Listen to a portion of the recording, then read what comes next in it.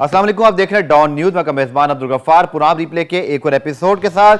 तो जनाब, gold test में एंटी क्लाइमेक्स पाकिस्तान के लिए लग ये रहा था कि आज पांचवें दिन जब पाकिस्तान 89 रन 1 विकेट नुकसान पर इनिंग की शुरुआत कर रहा है तो बहुत अच्छी फाइट होगी। इमामुल हक जल्द आउट हुए, उसके बाद रिजवान बाबर ने एक अच्छी पार्टनरशिप जरूर कायम की, लेकिन उसके बाद जो हुआ वो बहुत तबाहकुन था। और प्रभज जयसूर्या, जिन्होंने ऑस्ट्रेलिया के खिलाफ भी डेब्यू पर ज़बरदस्त परफॉर्मेंस दी थी, पाकिस्तान की बैटिंग लाइन को उन्होंने तहस नहस किया और पाकिस्तान की टीम 261 रन बनाकर आउट हुई। और पाकिस्तान के खिलाफ श्रीलंका ने यह टेस्ट बासानी 246 रन से जीतकर जहां सीरीज बराबर की, वहीं पाकिस्तान के लिए सबसे बड़ा नुकसान यह हुआ है कि आईसीसी टेस्ट चैंपियनशिप में पाकिस्तान तीसरी पोजीशन पर था। पाकिस्तान ये टेस्ट जीत कर या ड्रॉ करके फाइनल के लिए अपना केस मजबूत कर सकता था, लेकिन अब पाकिस्तान को एक बड़ा धचका पहुंचा है और पाकिस्तान पहुंचा है जनाब तीसरी से 5वीं पोजीशन पर। पाकिस्तान के पास अब इंग्लैंड के 3 और न्यूजीलैंड के 2 टेस्ट मैचेस बाकी हैं, लेकिन अब पाकिस्तान के पास शायद अपने हाथ में ये मामला ना रहे और अगर मगर के जरिए पाकिस्तान को अब दूसरी टीमों पर इंहिसार करना पड़ेगा। लेकिन पाकिस्तान की आज जो बैटिंग कोलैप्स हुआ, ये पहला बैटिंग कोलैप्स नहीं है, सीरीज में पहले भी हुआ।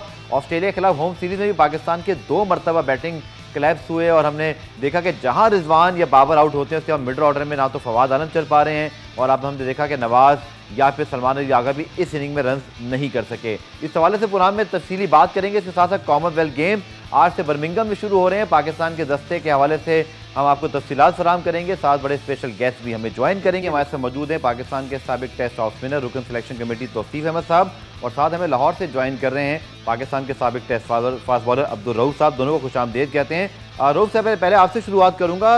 89 for 1 मोहम्मद यूसुफ कल कह रहे थे कि 508 भी हमारे दस्तर में हो सकता है, हम चेस कर सकते हैं, लेकिन एकदम से स्पेक्टेकुलर किस्म का जो है ना बैटिंग कोलैप्स हुआ है। 261 रन पे हम ढेर हुए हैं, 246 रन से मैच हारे हैं। ऑस्ट्रेलिया के खिलाफ सीरीज हारने के बाद श्रीलंका के खिलाफ सीरीज जो बराबर होना है, ओवरऑल हमारी टेस्ट टीम की परफॉर्मेंस मयारी दिखाई नहीं दे रही। आप ही क्या राय है? देखिए, पाकिस्तान की टीम काफी अच्छे से स्ट्रगल कर रही है अभी। वो हेलो जी, रऊफ की आवाज़ जो है ना हम तक मसूल नहीं हो रही। मैं पहले तौसीफ अहमद साहब के पास जाता हूँ। जी रऊफ, आपको मैं सुन सकता हूँ, बोलिएगा। जी, जैसे कि मैं बात कर रहा था कि पाकिस्तान की जो टीम की परफॉर्मेंस है, जो इसके फॉरनर टूर्स होते हैं, उससे काफ़ी अरसे से पाकिस्तान की जो परफॉर्मेंस है वो डिक्लाइन का शिकार है। आप चाहे सीमिंग पिचेस ले लें न्यूजीलैंड की, इंग्लैंड की या साउथ अफ्रीका की, या फास्ट पिचेस ले लें ऑस्ट्रेलिया की, वहाँ भी पाकिस्तान की बैटिंग आपको स्ट्रगल करती नज़र आती है। मगर जो हमारा प्लस पॉइंट था वो था इनका जो स्पिन ट्रैक है, उस पर हमारे बैट्समैन माजी में अच्छा खेलते रहे हैं और उस पर जो हमारे स्पिन बॉलर्स थे उनकी परफॉर्मेंस भी बहुत बेहतर रही है। मगर अब प्रॉब्लम ये हो रहा है कि स्पिन ट्रैक पर जो हमारे स्पिन बॉलर्स हैं वो उस तरह की म्यारी परफॉर्मेंस दे नहीं रहे जिस तरह की उनसे एक्सपेक्टेशन है और पाकिस्तान के स्पिनर से जिस तरह की एक्सपेक्टेशन रखी जा रही है। क्योंकि जिस तरह आपने देखा कि फास्ट में जुल्फकार बाबर थे या सईद अजमल या अब्दुल रहमान, जब से वो रिटायर हुए उनके पास इनके पास उसका रिप्लेसमेंट नहीं है। उसके बाद जो यासिर शाह, मैं जिस तरह पहले भी आपके प्रोग्राम में बात कर चुका हूँ कि वो जो अपना प्राइम टाइम है वो लॉस कर चुके हैं और मेरा नहीं ख्याल कि वो इससे बहुत ज़्यादा इफेक्टिव साबित होंगे।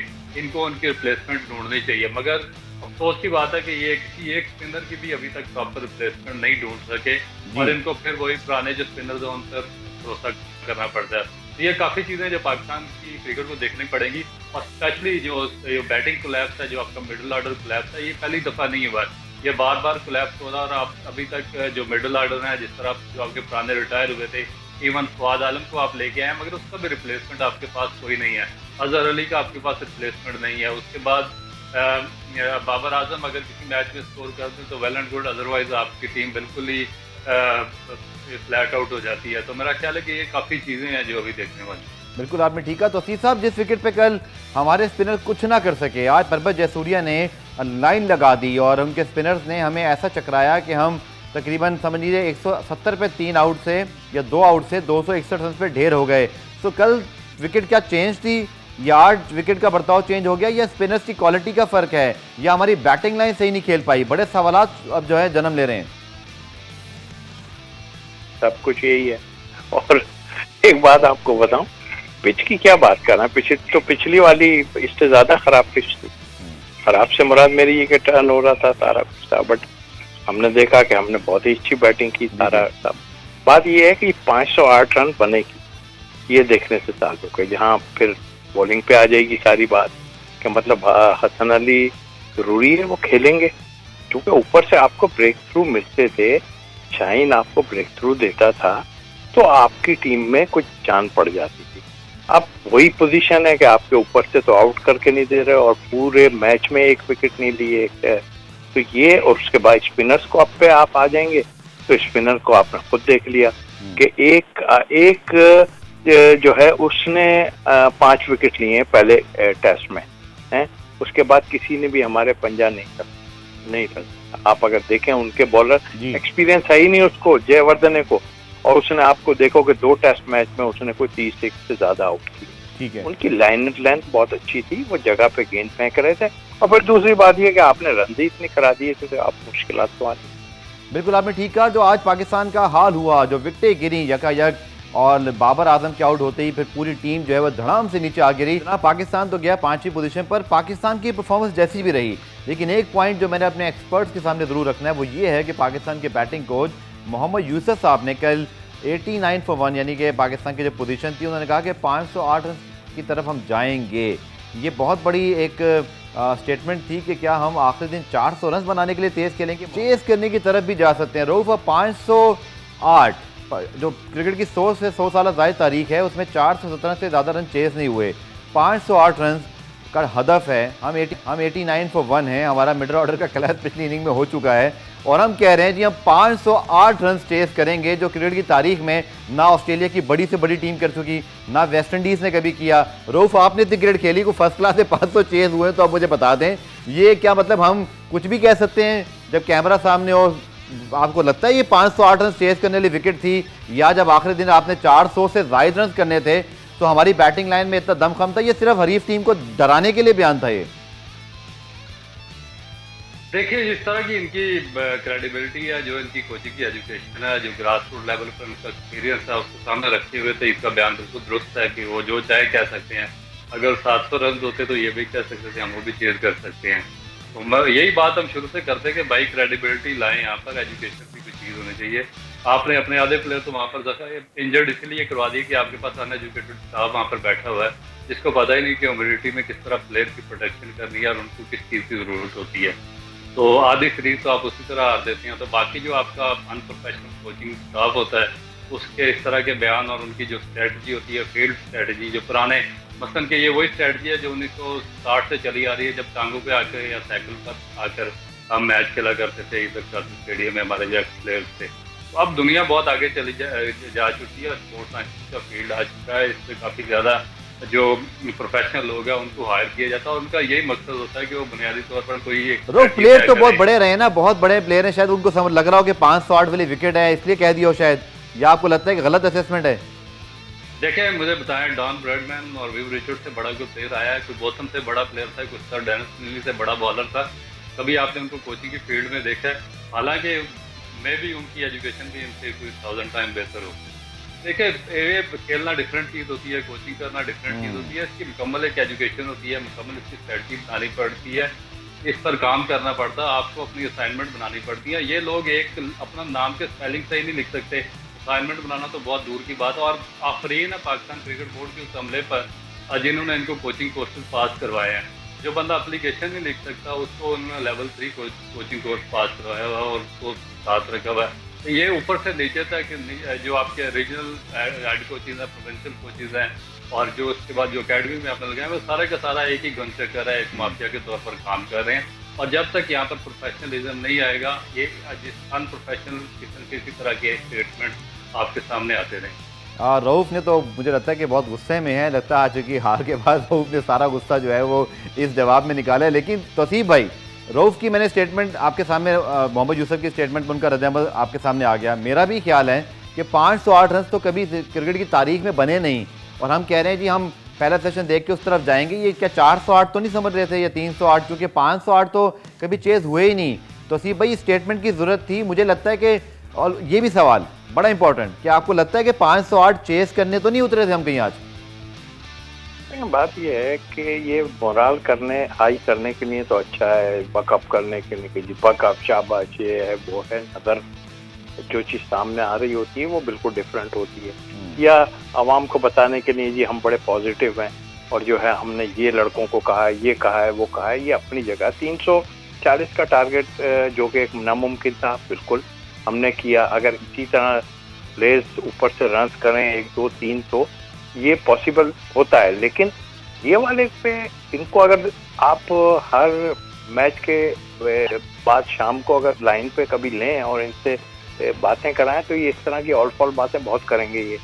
इसलिए कि वो ये उस हद तक तो ठीक नजर आता है कि हाँ भाई ठीक है हम जा रहे हैं, ओ भाई हम खुश हो गए कि बड़ा बड़ा भाई बड़े अच्छा रिमार्क्स आ रहे हैं कोच के। बट वही वाली बात है कि क्या पहले आप कॉम्बिनेशन तो ठीक खिलाओ भाई, पहले कॉम्बिनेशन तो आप बनाओ कि आप टीम क्या बना रहे हो। 508 रन का बोलते हुए यूसुफ साहब क्या ये भूल गए कि फवाद आलम को हमने ड्रॉप करके लाए हैं, उनका कोई कॉन्फिडेंस नहीं है। सलमान अली आगा जो हैं उनका दूसरा टेस्ट मैच है, 4 हमारे पास टेल एंडर्स हैं। मोहम्मद नवाज टेस्ट में बैटिंग प्रॉपर कर नहीं सकते और जो कि यूजफुल हैं लेकिन प्रॉपर बैट्समैन नहीं है। तो क्या सब भूल गए थे वो?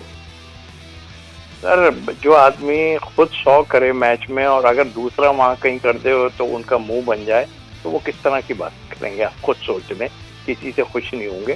तो उनको एक जगह मिल गई है, अल्लाह ताला ने उनको जगह दी है, बहुत अच्छा मतलब उन्होंने अपने करियर किया है, अपनी जगह है। बट ये एक डिफरेंट है, जैसे रऊफ बात कर रहा है, ये एक बिल्कुल डिफरेंट चीज़ है।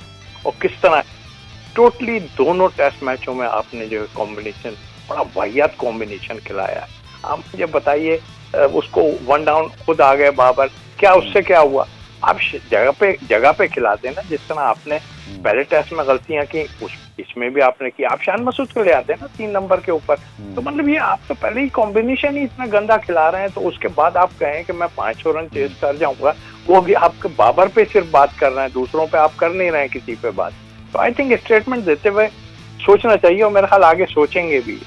बिल्कुल। और बाबर आजम जनाब, उनकी स्टेटमेंट भी ज़ाती तौर पे मैं वैसे दोनों अपने एक्सपर्ट के सामने रखूंगा, आप लोग भी देख रहे हैं। मुझे बड़ी हैरानगी हुई जिस तरह उन्होंने ये कहा कि कुछ हमारी बारिश के बाद पिच चेंज हो गई, फिर उनका सॉफ्ट डिसमिसल हो गया, कुछ हम अनलकी रहे। 246 रन से हम टेस्ट में जा रहे हैं और क्या इसमें हम अनलकी हो सकते हैं? आप पहले बाबर की स्टेटमेंट सुन लीजिए। अच्छा, ये वो स्टेटमेंट है रऊफ जो बेसिकली मैच के बाद थी। एक उन्होंने प्रेस कॉन्फ्रेंस की जिसकी ऑडियो हमारे पास मौजूद थी, लेकिन उसको भी मैं सुनवाने की कोशिश करूंगा आपको ब्रेक के बाद। लेकिन उन्होंने वहाँ कहा कि भाई कुछ सॉफ्ट डिसमिसल हो गई, अनलकी रहे, लेकिन एक साथ स्टेटमेंट भी दे दिया रऊफ काफ़ी बड़ा।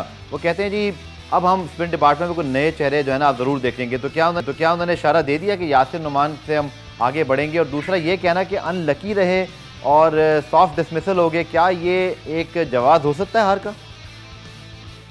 देखिए मेरा ख्याल है कि जो बाबर आजम है, मैं उनको किसी सूरत भी ब्लेम नहीं दूंगा, क्योंकि वो यंगस्टर है और वो सीख रहे हैं और उन पर बहुत ज़्यादा उन्होंने हैवी रिस्पॉन्सिबिलिटी डाल दी है।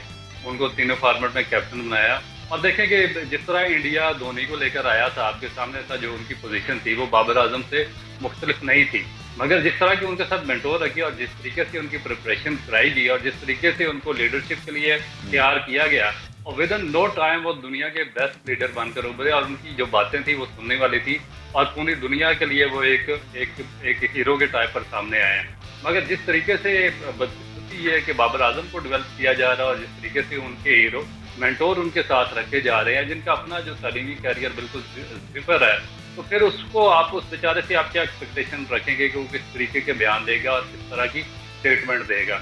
अब बात यह है कि 248 रन से हार को आप इस तरह तो नहीं कह सकते, तो वन साइडेड आपको डिफीट हुई है।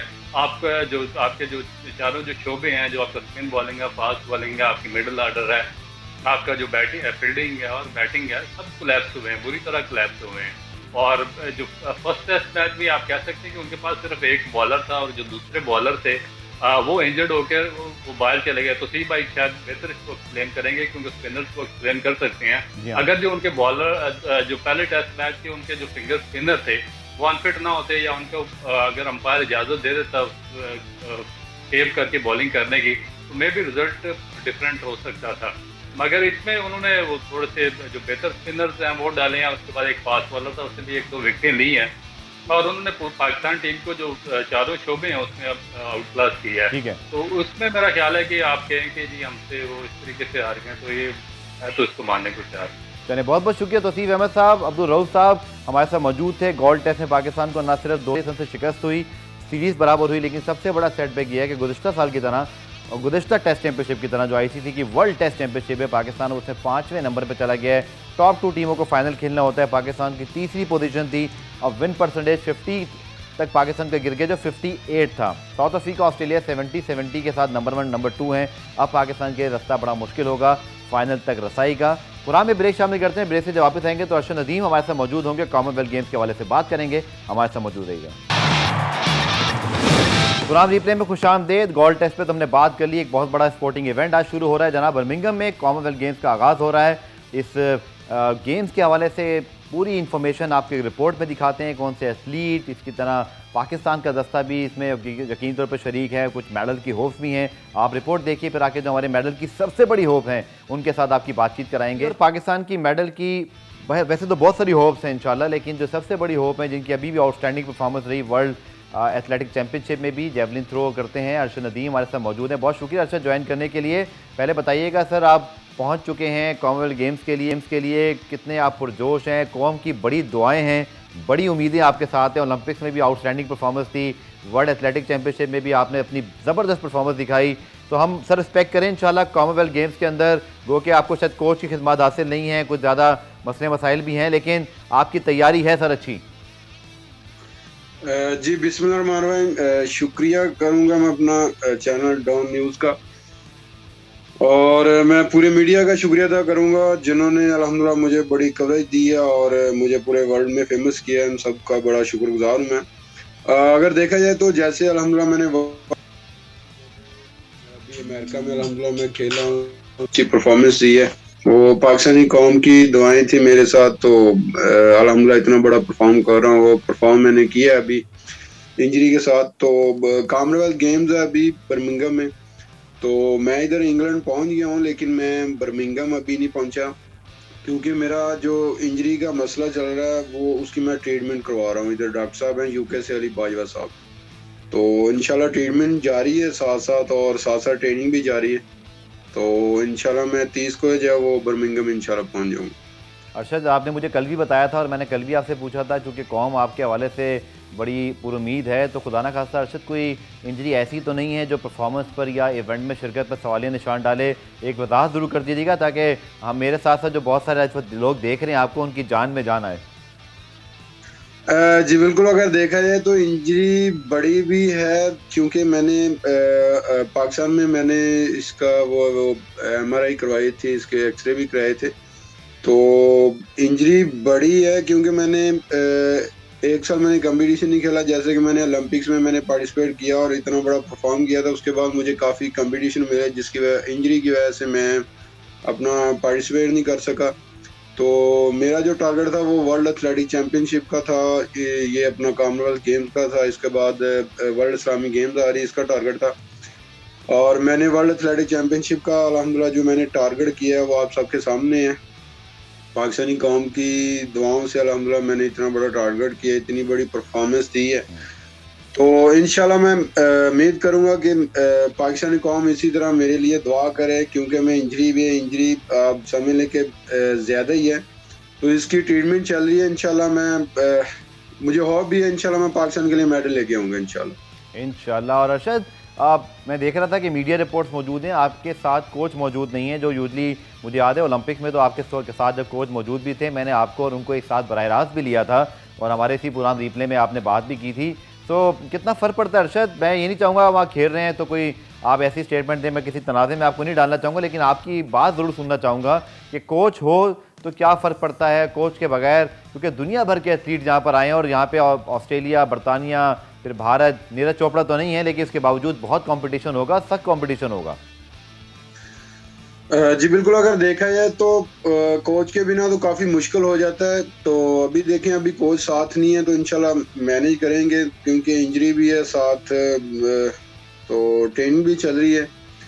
तो कोच साथ होता तो इंशाल्लाह अच्छा परफॉर्म करता है, लेकिन वो कहते हैं कि इंशाल्लाह अपनी तरफ से मैं पूरी कोशिश करूँगा, क्योंकि पाकिस्तानी कौम की मेरे साथ दुआएं हैं, तो इंशाल्लाह अच्छा परफॉर्म करूँगा और उम्मीद करूँगा कि इंशाल्लाह पाकिस्तान के लिए मेडल लेके आऊँ। ठीक है, पुराना एक ब्रेक शामिल करते हैं, ब्रेक से वापस आकर अर्शद से कुछ बात करेंगे जो उनका एक्सपीरियंस रहा वर्ल्ड एथलेटिक चैंपियनशिप में, उससे पहले ओलंपिक्स का, वो कितना काम आएगा कॉमनवेल्थ गेम्स में। मिलते हैं शॉर्ट ब्रेक के बाद। पुराम रिप्ले में खुशामदीद। अरशद नदीम हमारे साथ बात कर रहे हैं और ओलंपिक्स के बाद वर्ल्ड एथलेटिक चैंपियनशिप में बड़ी अच्छी कारकर्दगी थी। अरशद बताइएगा कि जो एक रोड मैप होता है, हमने देखा कि भारत में नीरज चोपड़ा को बहुत ज़्यादा फैसिलिटीज़, इंटरनेशनल टूर मिलते हैं और फिर उनकी ट्रेनिंग बहुत होती है। और बाय द वे वो आपकी भी बड़ी तारीफ़ कर चुके हैं और आप भी उनके बड़े तारीफ़ कर चुके हैं कि बड़ी अच्छी बात है पाकिस्तान इंडिया जो स्पोर्टिंग रिलेशन के लिए। इस बार वो नहीं होंगे, तो क्या समझते हैं उनकी अदम मौजूदगी का? यकीनी तौर पे बाकी एथलीट को तो फ़ायदा तो होगा, लेकिन आप दोनों एक बड़ी अच्छी वजह बने हैं एक ऐसे स्पोर्ट्स में जहां पाकिस्तान इंडिया का इससे पहले कोई नाम नहीं था। आप दोनों ने अपने अपने मुल्कों का नाम यहां पर रोशन किया है। जी बिल्कुल, अगर देखा जाए तो जैसे अभी वर्ल्ड एथलेटिक चैंपियनशिप में अल्हम्दुलिल्लाह उन्होंने बड़ा अच्छा परफॉर्म किया और वो वर्ल्ड में सेकंड हुए हैं, तो मैं उनको कंग्रेचुलेशन बोलता हूँ। उनकी माशाल्लाह ट्रेनिंग है और वर्ल्ड लेवल की फैसिलिटीज़ अगर मेरा देखा जाए तो मेरे ख्याल में इस तरह की नहीं है कि जो मुझे भी वर्ल्ड लेवल की फैसिलिटीज़ दी जाए, लेकिन मैं शुक्रिया अदा करूँगा अपना एथलेटिक फेडरेशन का, जनरल कंसाई साहब का, जनरल सेक्रेटरी जफर साहब का, सलमान भट्ट साहब का और पाकिस्तान स्पोर्ट्स बोर्ड का, पंजाब स्पोर्ट्स बोर्ड का, जिन्होंने मुझे फैसिलिटीज़ दी है। और मैं अपनी मेहनत जो है वो जारी रखता हूँ इंजरी के बावजूद भी। तो अभी वो सुनने में आ रही है कि बर्मिंघम वो पार्टिसिपेट नहीं कर रहे, कोई उनको इंजरी हुई है। अगर देखा जाए तो इंजरी भी एक गेम का हिस्सा है। तो मैंने तो अपनी परफॉर्मेंस देनी है इंशाल्लाह। वो कहते हैं कि कोई आ रहा है कोई जा रहा है, तो मुझे इससे अल्हम्दुलिल्लाह इतना फ़र्क नहीं पड़ेगा। लेकिन अगर देखा जाए तो नीरज भाई नहीं आ रहे, तो अगर वो आते तो शायद कंपटीशन और भी अच्छा होता। बाकी ये कि मैं इंशाल्लाह अपनी जो परफॉर्मेंस है मैं अपनी थ्रो बेस्ट करूंगा, तो इंशाल्लाह अल्लाह ताला हमें जरूर मेडल देगा। बहुत सारे लोग आपके शौक के बारे में बात करते हैं। जब आपने लास्ट ज़बरदस्त थ्रो की थी वर्ल्ड एथलेटिक चैंपियनशिप में भी, तो वहाँ जो कमेंटेटर थे वो आपको क्रिकेट के शौक याद कर रहे थे कि ये क्रिकेटर बनना चाहते थे, लेकिन अब ये बड़े अच्छी जैवलिन थ्रो करते हैं। तो अरशद, आज तो पाकिस्तान हार गया, लेकिन चलें वो और बात है, लेकिन क्रिकेट का जो शौक था वो ये जैवलिन में कन्वर्ट कैसे हुआ? क्या बॉलिंग ठीक करते करते निशाना ठीक लगा तो आपने कहा फिर निशाना ही मार लें? जी बिल्कुल, अगर देखा जाए तो मैंने पहले ऑल पंजाब अल्हम्दुलिल्लाह मैंने क्रिकेट खेली है। तो शौक मुझे एथलेटिक में इस तरह हुआ कि अपना बड़े भाई करते थे एथलेटिक्स की गेम, तो अक्सर मैं अल्हम्दुलिल्लाह अपनी टीम की तरफ से खेलता था। तो उसमें भी क्रिकेट में पूरी टीम में मेरी एफर्ट होती थी, तो अल्हम्दुलिल्लाह जो मैच है वो इजीली जीत जाते थे। बड़े भाई कहते कि यार आपकी इतनी एफर्ट है क्रिकेट में, तो आप कोई ऐसा इवेंट या कोई ऐसी गेम में आओ जिसमें माशाल्लाह जैसे क्रिकेट में आप इतना बड़ा परफॉर्म करते हो और अकेले मेहनत करते हो। तो क्योंकि बड़े भाई भी एथलेटिक्स की गेम करते थे, तो उन्होंने कहा कि आप गेम में, और मेरे जो बेसिक उस्ताद हैं रशीद अहमद साकी साहब, उन्होंने फिर मुझे पिक किया। तो उन्होंने अल्हम्दुलिल्लाह 2012 से 15 तक उन्होंने जो है वो मुझे गेम का बताया कि आप जैवलिन करो। मैं जैवलिन नहीं करता था, एथलेटिक्स में काफ़ी इवेंट करता था, जैसे कि जैवलिन थ्रो है, डिस्कस थ्रो है, हैमर थ्रो, शॉट पुट है, हाई जंप, लॉन्ग जंप और ट्रिपल जंप और 100-200 में मैं हिस्सा लेता था। अल्हम्दुलिल्लाह अक्सर मैं जीत जाता था और इंटर बोर्ड का मैं बेस्ट एथलीट रहा हूँ। तो इसी तरह इन भाइयों और जो मेरे उस्ताद हैं रशीद अहमद साकी साहब, इन्होंने अल्हम्दुलिल्लाह बड़ा वर्क किया और मैंने ऑल पंजाब जीता। और आगे मैंने 2015 में वापदा ज्वाइन की, तो उधर से फयाज हुसैन बुखारी साहब मिले और 15 से लेकर 21 तक का सफ़र जो है वो आपके सबके सामने। मैंने ओलंपिक्स तक का मैंने इतना बड़ा परफॉर्म किया और पाकिस्तान की हिस्ट्री में ये पहली दफ़ा हुआ है कि मैं डायरेक्ट क्वालिफाई करके गया था और फाइनल में इतना बड़ा परफॉर्म किया। 5 तारीख को आपका इवेंट है, उसके बाद आलमन आप बताते 7 तारीख को फाइनल है। तो अरशद कितने सुपर एक्साइटेड हैं? क्योंकि कॉमनवेल्थ गेम्स मुझे लगता है ऐसा है कि ओलंपिक में जो आपकी एक मोमेंटम बना, उसके बाद अब जो वर्ल्ड एथलेटिक चैंपियनशिप में आपने जैसी परफॉर्मेंस दी, पूरी दुनिया के जो टॉप 12 फाइनल राउंड में थे उसमें आप 5वें नंबर पर रहे और बड़े क्लोज मार्जिन थे, आप ऊपर भी जा सकते थे। तो अरशद, कितने आप होपफुल हैं इंशाल्लाह कि यहाँ दोनों ओलंपिक्स और वर्ल्ड एथलेटिक चैंपियनशिप से बेहतर परफॉर्मेंस रहेगी, वो जो आपका रिकॉर्ड है उसको भी आप ब्रेक कर सकें? जी बिस्मिल्लाह। अगर देखा जाए तो अभी माशाल्लाह परफॉर्म हो बड़ी है, क्योंकि मैंने एक साल कंपटीशन में पार्टिसिपेट नहीं किया, तो अभी वर्ल्ड चैंपियनशिप में माशाल्लाह इतना बड़ा परफॉर्म किया है पाकिस्तानी कौम की दुआओं से।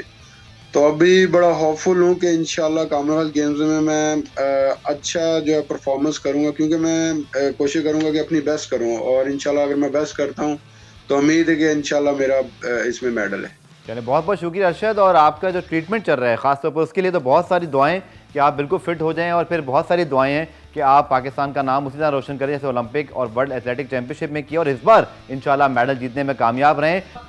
कॉमनवेल्थ गेम्स का आज से आगाज़ हो रहा है और आपने रिपोर्ट में देखा था कि पाकिस्तान की जो पार्टिसिपेशन है वो ठीक ठाक है। ओवर 60 पाकिस्तान के एथलीट हैं, लेकिन जो ज़्यादा उम्मीद है वो रेसलिंग और इसी तरह वेट लिफ्टिंग और इसी तरह अगर हम देखें तो अरशद नदीम, ये बहुत बड़ी हमारी होप है। आई विश के ये फिट रहें और जब 5 तारीख को 5 अगस्त को इनका इवेंट हो तो पाकिस्तान की कौम जो है उनकी दुआओं के साथ ये मज़ीद अच्छा परफॉर्म कर सकें। पूरा रिप्ले आज देखने का शुक्रिया। कल दोबारा से मुलाकात होगी, तब तक के लिए अल्लाह हाफ़िज़।